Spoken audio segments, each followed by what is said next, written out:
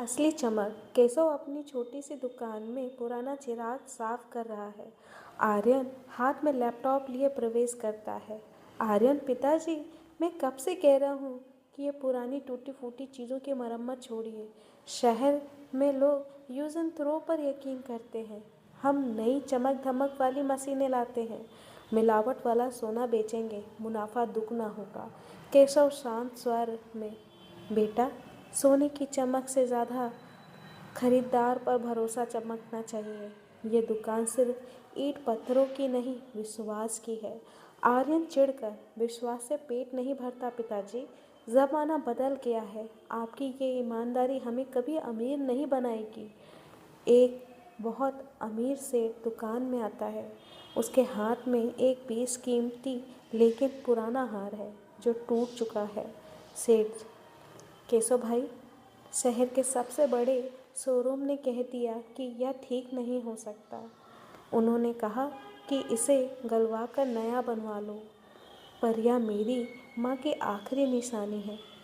क्या आप कुछ कर सकते हैं? आर्यन धीरे से, केशव के पिताजी, मना कर दीजिए। इसमें मेहनत ज़्यादा है और मार्जिन कम। इसे नया हार बेचते हैं। केशव, सेठ से आप चिंता मत करिए। सेठ जी, इस हार की यादें नहीं मरेंगी। मैं इसे पहले जैसा बना दूंगा। केशव 3 दिन और 3 रात लगकर काम करता है। आर्यन उसे देख रहा है कि कैसे उसका पिता बाहरी औजारों से उस हार के एक एक जोड़ को जोड़ रहा है। आर्यन, पिताजी, इतनी मेहनत! इस वक्त में तो हम 10 नए हार बेच देते। आपकी आंखें थक गई हैं। केशव बेटा, हर चीज़ का मूल्य मुनाफे में नहीं तौला जाता। कुछ चीज़ों का मूल्य संतुष्टि में होता है।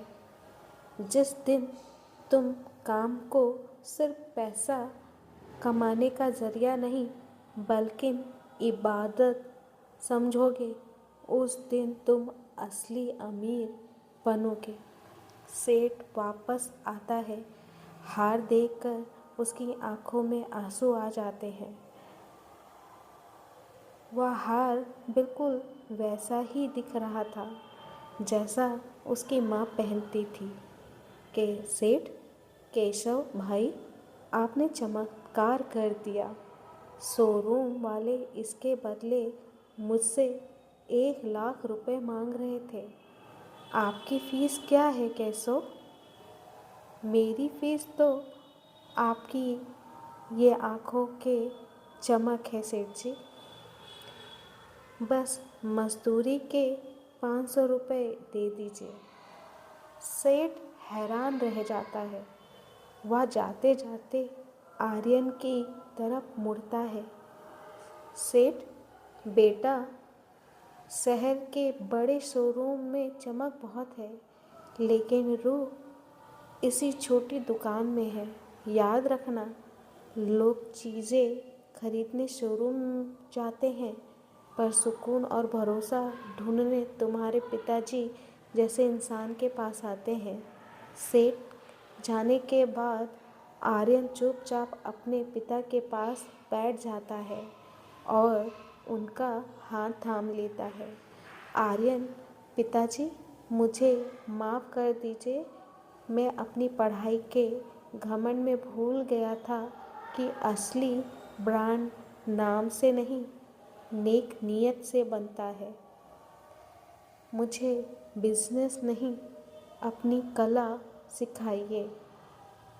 केशव मुस्कुराते हुए, बेटा, सोने को जितना तपाया जाता है वो उतना ही शुद्ध होता है। आज तुम भी तप कर निखर गए हो। सीख। सफलता का मतलब सिर्फ जेब भरना नहीं, बल्कि किसी के भरोसे पर खरा उतरना भी है। चमक मशीनों से आ सकती है, पर गरिमा केवल ईमानदारी से आती है। वीडियो अच्छी लगी हो तो लाइक शेयर, और ऐसे वीडियो देखने के लिए हमारे चैनल को सब्सक्राइब ज़रूर करें। धन्यवाद।